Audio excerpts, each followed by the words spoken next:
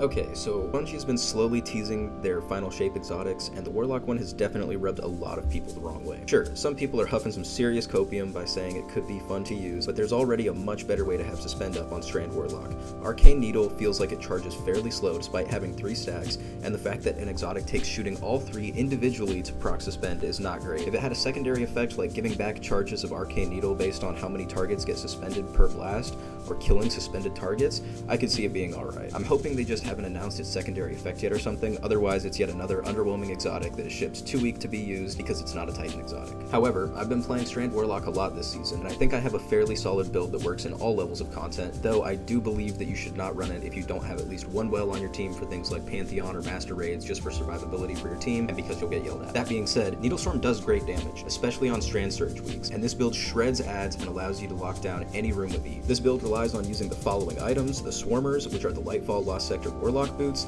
They allow Threadlings to spawn from tangles and unravel targets. This is great for ad clear and anti-barrier champions. For my aspects, I'm using the Wanderer, which causes tangles to detonate into a suspending burst. They now suspend and unravel and create Threadlings thanks to our exotic boots. This aspect also makes it so Threadling final blows create more tangles. The other aspect I'm using is Weave Walk. It's a great oh shit button and helps out a lot with survivability. You can activate it like Icarus Dash, and it uses your melee energy to provide massive damage resistance. It has the added benefit of generating perched Threadlings, which you can use to kill enemies after stepping out of Weave Walk.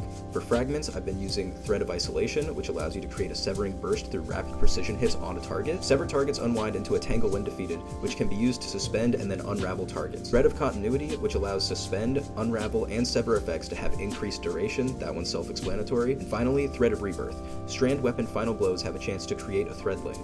It's basically Hatchling. Lots of good synergy with the subclass verbs here, helping keep a constant flow of abilities. There are 2 artifact mods I'd recommend for this as well. Unraveling Orbs makes it so picking up an Orb of Power grants Strand weapons unraveling rounds, and Horde Scuttle, which allows unraveled targets to occasionally spawn a Threadling when you damage them. For your top slot weapon, I have 3 main recommendations. Scatter Signal with Controlled Burst. This does massive damage and to Strand weapon. Only downside is no precision hits.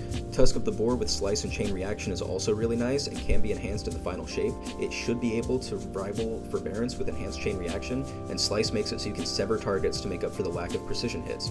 For precision damage though, I would recommend using Quicksilver Storm. It's a primary and special weapon all at once, and it puts in serious work.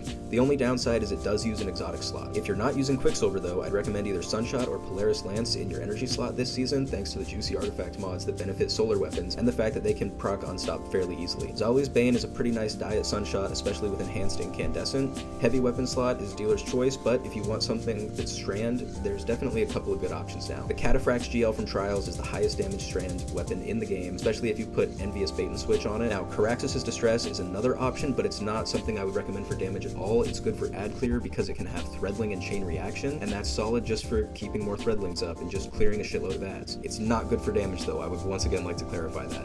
Semiotician is a really great option as well, because it's a Strand rocket launcher that can get field prep and bipod, which leaves it with 17 reserves, I believe, if you have Strand reserves on your chest piece, which you can still swap off to and then keep all 17 shots. It also holds 2 in the magazine, and it pairs great with someone on your team running Gallarhorn, so you can just constantly be delivering Wolfpack rounds. And then there's also the Marcado 45, which can get Sever and Hatchling. This is honestly the only non-solar subclass I play on Warlock now. It's just too much fun, and it makes most activities in the game a breeze. You can also Weave Walk your way through the Rift portion of Onslaught with it. If you guys found this helpful and want to see more videos like this, don't forget to drop a like and subscribe, and leave a comment down below letting me know if you've tried this or anything like it before. Later. I did it and I did it. I went counting at the DGs. I talk it out like it I lived it. We get my it. birdhouse looked at the garage, brother. I'm gonna get it. I was down on my ass. Will someone fucking server mute him for a little bit, please? Thank you.